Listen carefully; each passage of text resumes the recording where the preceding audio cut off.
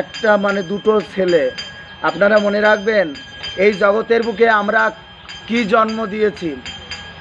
জগতের বুকে মাতৃগর্ভ থেকে 3টি বস্তু ভূমিষ্ঠ হয়। ভালো করে শুনে যান।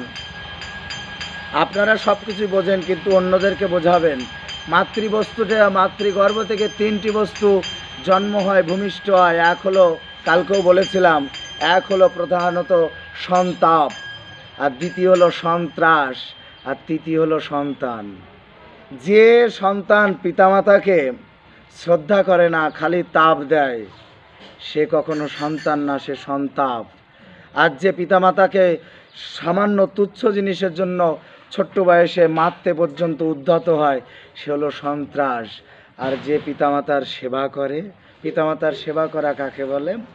পিতামাতার আদেশ পালন করাকেই পিতামাতার সেবা বলে।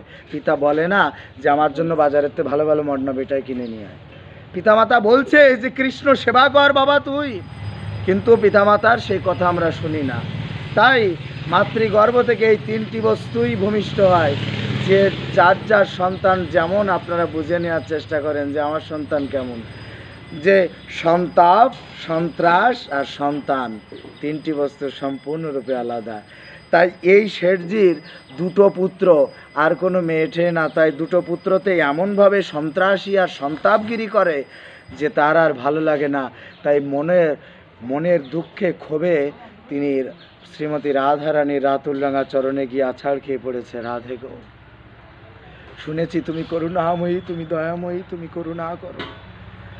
তোমার কাছে এসেছি, তুমি আমার সংসারের জ্বালা থেকে মুক্ত করো রায়। আপনারা মনে রাখবেন, এই জগতে প্রেম বস্তুটা একমাত্র রাধারানী দিতে পারে। সবাই বলো না গো রাধে রাধে। একমাত্র প্রেম বস্তুটাই কে দিতে পারে বাবা? রাধারানী। সেই রাধারানীর চরণে গিয়ে শেঠজি যখনই যে পড়েছে, একজন সাধু বাবা তাকে বলছে, আচ্ছা বাবা তুমি এত কাঁদছো কেন? কিন্তু তোমার চোখের জলটা তো ডান পাশতে পড়ছে, এটা তো প্রেমের জল না, এটা তো সংসারের দুঃখের জল। সাধু বাবা আপনি বুঝলেন কেমনভাবে? আমরা বুঝি। ডান পাশ দিয়ে দুঃখের জল পড়ে, বাম পাশ দিয়ে সুখের জল পড়ে, আর মাঝখান দিয়ে তো আমার রাধারানীর প্রেমের জল পড়ে। বুঝতে পারছি তুমি সংসারে অনেক যন্ত্রণায় আছো। কি হয়েছে বাবা বলো? বাবা, এই সাধু বাবা সন্ন্যাসী ঠাকুর, আমার মাত্র 2টো ছেলে, আমার কোনো মেয়ে নাই। আজ আমার মেয়ে যদি থাকতো, আমার মনে হয় এত কষ্ট দিত না। তা বলছে, শোনো না বাবা, তুমি রাধারানীকে মেয়ে রূপে বাড়ি নিয়ে যাও। সবাই বলো না গো রাধা। এই নাও এই চিত্রপটটা। এই তো বলছে, এ তো কথা বলতে পারে না, এই ছবিতে তো কথা বলে না, ও আমার মেয়ের রূপে কি আমায় দেখতে পারবে? তা বলছে, যাও যাও নিয়ে যাও, নিজের মেয়ের মতো তাকে সেবা পূজা করো, একদিন তোমার মেয়ের রূপে সে তোমায় ধরা দেবে। আজ শেঠজি পরম যত্নে শ্রীমতী রাধারানীকে মেয়ে রূপে যখন এসে সেবা পূজা করতে লাগলেন, শেঠজির বাড়িতে মাসে 1 দিন করে মনোহারীর মাল বিক্রি করতে আসতেন একজন মনোহারীর মাল বিক্রেতা। তার 2 পুতির বউকে এসে মনোহারীর মাল বিক্রেতা ওই চুড়ি খাড়ু দানা দিয়ে যেত বাবা। যখনই দিয়ে যেত, আজও 1 মাস পরে এসেছে, 1 মাস ধরে রাধারানীকে বলে, মা তুই খেয়েছিস? মা দেখেন, তুই তো আমারই করছে রাধারানীর সাথে। মা তুই খেয়েছিস? কথা বলে না তো। মা তুই কবে কথা বলবি? আমার মেয়ের রূপে কবে কথা বলবি? তুই তো কথাই বলিস না। হ্যাঁ, এই নে, আমি তোর জন্য প্রসাদ এনেছি, তোর জন্য ভোগের বস্তু এনেছি, সেবা কর। আমি ব্যবসা প্রতিষ্ঠান থেকে তাড়াতাড়ি চলে আসি তোর সেবা করবার জন্য। আজকে এমনিভাবে তিনি রাধারানীকে মেয়েরূপে সেবা করেন। মেয়েরূপে সেবা করতে করতে যখন ওই মনোহারীর মাল বিক্রেতা ওই 2 বৌমাকে, মনোহারীর মাল বিক্রেতা যখন 2 বৌমাকে চুড়ি খাড়ু দিলেন, দিয়ে যখন চলে যাচ্ছেন, একজন আমার প্রাণেশ্বরী শ্রীমতী রাধারানী তার মেয়ের রূপ ধারণ করে ওই মনোহারীর মাল বিক্রেতাকে বলছে, ওগো বাবা তুমি দাঁড়াও, আমাকে দেবে না? আমিও তো ওনার মেয়ে। সবাই বলো না যে আমি ওই শেঠজির মেয়ে, আমায় দেবে না?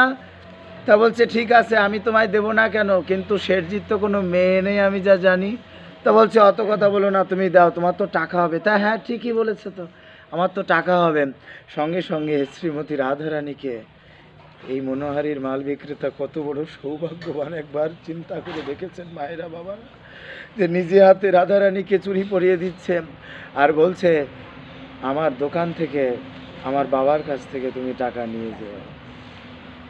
আজকে শেঠজির কাছে গিয়ে বলছে, শেঠজি আজকে 2 জনের টাকা দেবেন না, আজকে 3 জনের টাকা দেবেন। আপনার একটা মেয়ে ছিল, সেই মেয়ে পড়েছে চুরি।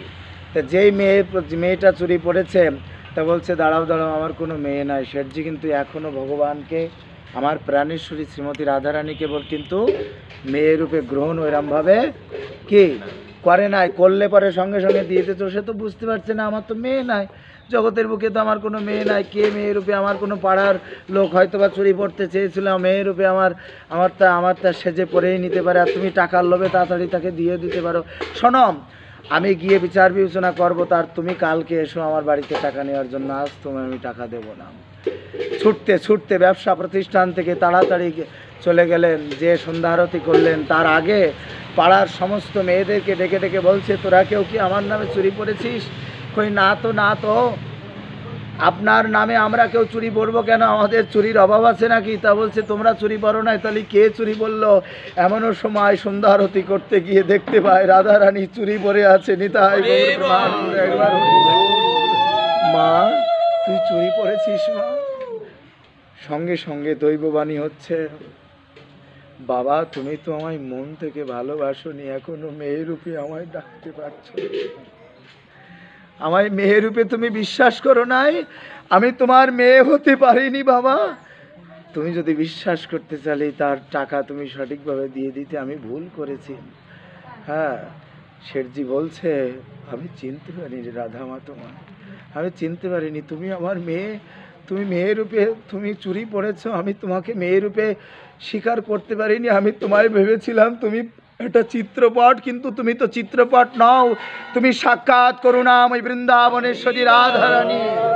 সেই রাধারানী তুমি, তোমায় আমি বারংবার প্রণাম করি বাবা, তুমি আমায় মেয়ে বলে ডেকেছো, কেন প্রণাম করছো? আমায় অপরাধীর ভাগীদার করছো কেন? শোনো বাবা, তোমায় আমি উদ্ধার করলাম, তুমি সারা জীবন রাধা রাধা বলতে বলতে তুমি নিত্যলীলায় উপবিষ্ট হবে। সবাই বলো না গো রাধা রাধা। এমনি ভাবে যদি কেউ আমার প্রাণেশ্বরী শ্রীমতী রাধারানীর চরণে আশ্রয় নেয়, মেয়ে রূপে মা রূপে যেভাবে হোক না কেন, রাধারানীকে যদি কেউ করুণাময়ী রূপে ভালোবাসতে পারে, হৃদয় দিয়ে ভাবের ঘরে পৌঁছাতে পারে, এটা রাধাচরিতামৃতের কথা রঘুনাথ দাস গোস্বামী তিনি এতভাবে রাধাচরিতামৃত সুন্দরভাবে রচনা করেছেন। আজকে বিলাপ কুসুমাঞ্জলি গ্রন্থের থেকে এই অপরাগিতময় বস্তুগুলো পাওয়া যায়। আজকে যখন এটা পড়ি বাবা, তখন মানে প্রেম এমনভাবে আসার প্রচেষ্টা। তাই উপস্থিত গৌরনুরাগী কৃষ্ণ ভগত মণ্ডলী, সেই মনোহারীর মাল বিক্রেতা সকালবেলায় যেই না আসলো, ছুটতে ছুটতে গিয়ে তার চরণে আছাড় খেয়ে বলছে, তুমি তো সাধারণ মানুষ নও, এসো এসো, ভক্ত তোমায় পরশ করি।